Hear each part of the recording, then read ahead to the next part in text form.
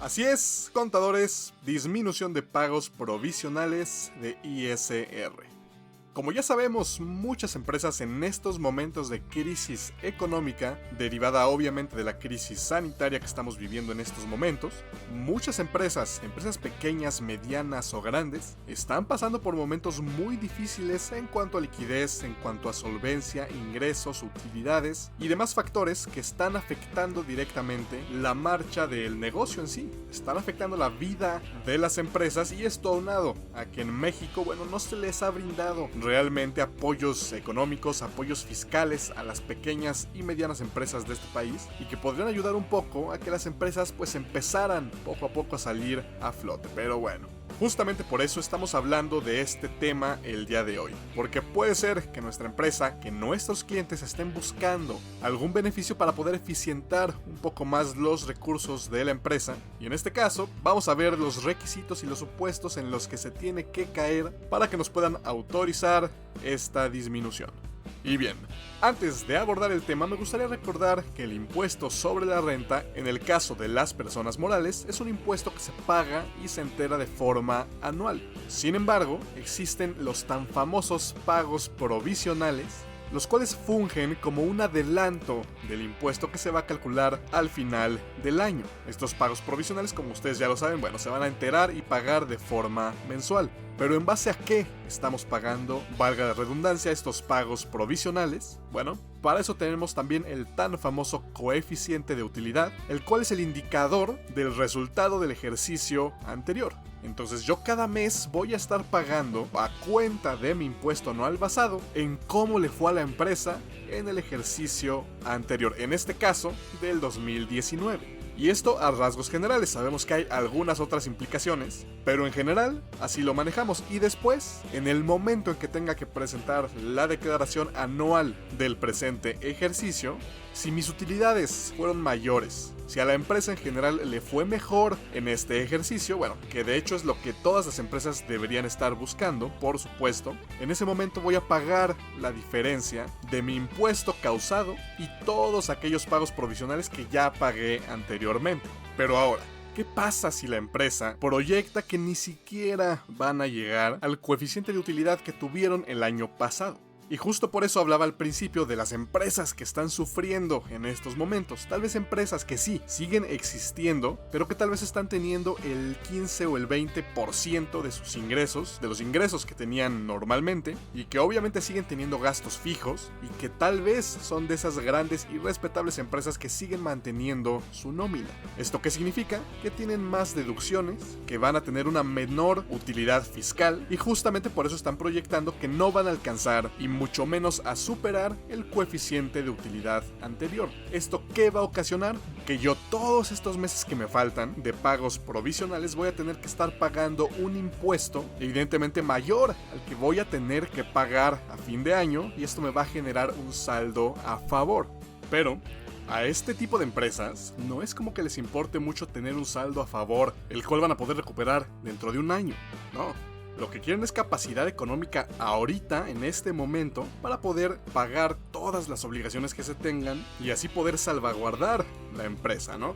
Y es justamente a este tipo de contribuyentes, a este tipo de personas morales, a quienes les puede aplicar esta disminución.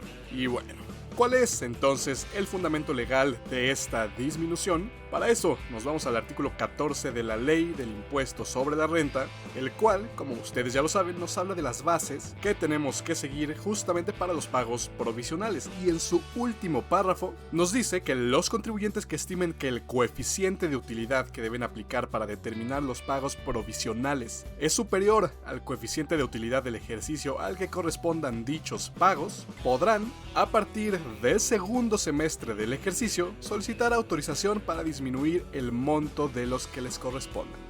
Y aquí nos tenemos que dar cuenta de entrada que es justamente a partir de este mes cuando podemos empezar a ejercer este beneficio. Es en julio justamente donde empieza el segundo semestre del año, por lo que es ahorita cuando habría que valorar el meter o no la solicitud. Y la otra cosa que también nos dice este párrafo es que es la autoridad la que tendrá que autorizar esta solicitud. El contribuyente, en este caso la persona moral, tiene que solicitar la autorización, obviamente dentro de los los parámetros que nos marca la ley. El mismo párrafo continúa y nos dice que cuando con motivo de la autorización para disminuir los pagos provisionales resulte que los mismos se hubieran cubierto en cantidad menor a la que les hubiera correspondido en los términos de este artículo de haber tomado los datos relativos al coeficiente de utilidad de la declaración del ejercicio en el cual se disminuyó el pago, se cubrirán recargos por la diferencia entre los pagos autorizados y los que les hubieran correspondido. Y a ver, justamente por eso hablé de que esta disminución la tienen que pedir únicamente las personas que de verdad proyecten que van a tener un coeficiente de utilidad menor al del año pasado. En este caso, las empresas a las que les está yendo mal, las empresas que están gastando más, que están ingresando menos, etc. Porque ya lo vimos, en caso de que me autoricen la disminución y yo el próximo año meta mi declaración anual y resulte que el coeficiente de utilidad resultó mayor al que estaba aplicando este año, en ese caso no voy a tener que pagar nada más la diferencia, sino los recargos correspondientes a lo que faltó pagar cada mes. Así que hay aguas, porque no se trata de pedirlo nada más porque sí.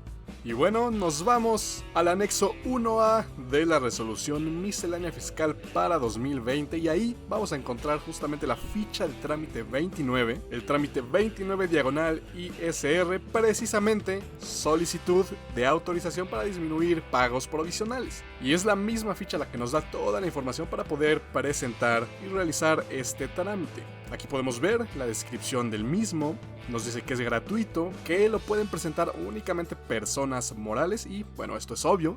¿Y cuándo se presenta? Bueno, ya vimos que puede ser a partir del segundo semestre de cada ejercicio, pero también nos dice que tiene que ser un mes antes de la fecha en que se deba efectuar el entero de pago provisional que se solicite disminuir. También que cuando sean varios los pagos provisionales cuya disminución se solicite, dicha solicitud se deberá presentar un mes antes de la fecha en que se deba enterar el primero de ellos. ¿Esto qué quiere decir? Que para la disminución de julio teníamos hasta el día 17 del mismo mes, en agosto 17 de agosto y así hasta el mes de diciembre. En caso de que hayamos optado por julio hasta diciembre, estaríamos hablando también del día 17 de julio como fecha límite para presentar la solicitud. Entonces, ¿qué mes podríamos todavía alcanzar? Pues el mes de agosto a diciembre. Y aquí en la parte de información para realizar el trámite o servicio, nos dice que tenemos que acudir a la Administración Desconcentrada de Recaudación para así presentar la solicitud en el formato 34. Aunque ojo, este año todo lo vamos a poder hacer a través de buzón tributario. No vamos a tener que presentarnos en ningún lugar, pero bueno, nos hablaba del formato 34. Este formato ustedes lo pueden descargar dentro del portal del SAT o en el explorador. Ustedes pueden poner tal cual formato 34 solicitud de autorización para disminuir el monto de pagos provisionales y es este el formato que les va a descargar. Y es el mismo el que tendremos que llenar, revisar a la perfección cada uno de los datos que estaremos ingresando. Es en este formato en donde voy a tener que meter datos numéricos. Aquí es donde me van a pedir los datos de la empresa, coeficiente de utilidad, datos informativos, las razones por las que se estima una disminución en el coeficiente de utilidad y los datos estimados del resultado del ejercicio, etc. Ya que después, de manera digitalizada, lo tendremos también que adjuntar dentro de nuestra solicitud. Aquí vienen también todos los requisitos que tenemos que cumplir. Aquí ya ustedes revisen a la perfección uno por uno para que así nos puedan después autorizar. También nos vienen las condiciones, que en este caso es evidentemente contar con la firma electrónica, porque como ya les dije, pues vamos a realizar este trámite vía buzón tributario. También nos habla de cómo tiene que resolver la autoridad y el plazo máximo, que en este caso sería de 3 meses. Nos habla también de un acuse de recibo, la vigencia de este servicio y básicamente aquí es todo, ¿no? Así que vámonos al portal del SAT para ver rápidamente cuál es la forma y cómo tendríamos que mandarlo. Bueno, dentro del apartado de trámites y servicios, nos vamos a ir al que dice solicita autorización para disminuir tus pagos provisionales. Le damos iniciar, nos va a mandar justamente a la parte de inicio de sesión, metemos nuestros datos. Una vez aquí, nos vamos a servicios por internet, después a servicio o solicitudes, y aquí le daremos clic a solicitud. Ya aquí dentro, en la parte de trámite, vamos a seleccionar la que dice disminuir pagos provisionales. ¿Y a quién está dirigido? Bueno, a la Administración Desconcentrada de Recaudación, así le vamos a poner. En el asunto podremos ponerle solicitud de disminución de pagos provisionales. Y en la descripción en general le podemos poner lo mismo, que solicitan la disminución de sus pagos provisionales de ISR.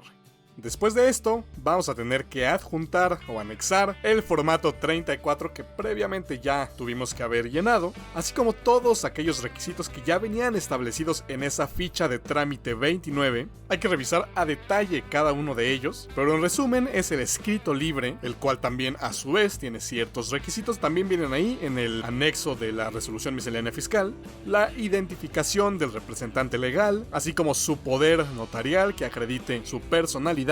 Y algo importante, el papel de trabajo o los papeles de trabajo que acrediten y que reflejen todos los procedimientos del cálculo de impuestos sobre la renta, tanto de este año, o sea, de enero al mes inmediato anterior al que vayamos a presentar la solicitud, así como el cálculo de impuestos sobre la renta del año del cual provenga el coeficiente de utilidad que estábamos usando. En la mayoría de los casos será, bueno, el del año pasado. Aquí tenemos que reflejar, no se olviden, pérdidas fiscales pendientes de amortizar, la PTU pagada en el ejercicio, aplicación de acreditamientos o algún estímulo fiscal. Y ojo, esto tiene que coincidir, toda esta información que vayamos a presentar y a enviar en nuestro papel de trabajo tiene que coincidir con lo que previamente ya habíamos estipulado en el formato 34. Recuerden que ahí nos van a pedir varios datos referentes al impuesto sobre la renta, entonces todo nos tiene que coincidir perfectamente.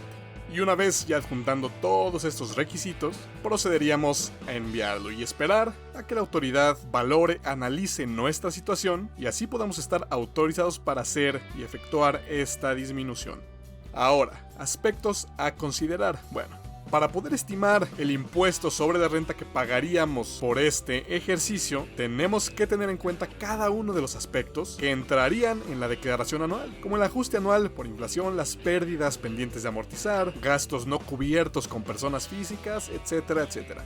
Cada empresa, como ustedes ya lo saben, es diferente, pero la proyección que tenemos que hacer hay que hacerla lo más certera posible, justamente como ya lo vieron, para no caer en recargos. Es más, la recomendación es que a final del año, o en el momento en realidad en el que hagamos nuestra declaración anual, salgamos casi tablas gracias a esta disminución. Y la segunda consideración: hay que tener muchísimo cuidado con la información que le mandamos a la autoridad, tanto en el fondo como en la forma. Así que si somos empresarios, asesorémonos con alguien que conozca del tema, alguien que sepa el camino más certero para que nos autoricen esta disminución. Y si somos nosotros los contadores, bueno, tenemos que analizar cada aspecto de la ley, cada aspecto de resolución miscelánea fiscal, nuestros papeles de trabajo tenerlos a la perfección, para así darle a la autoridad todas las herramientas para que valore nuestro caso y podamos tener un grado de certeza alto de que se nos va a autorizar. Y el último punto: también nosotros, contadores, tenemos que valorar cuándo es una buena opción solicitar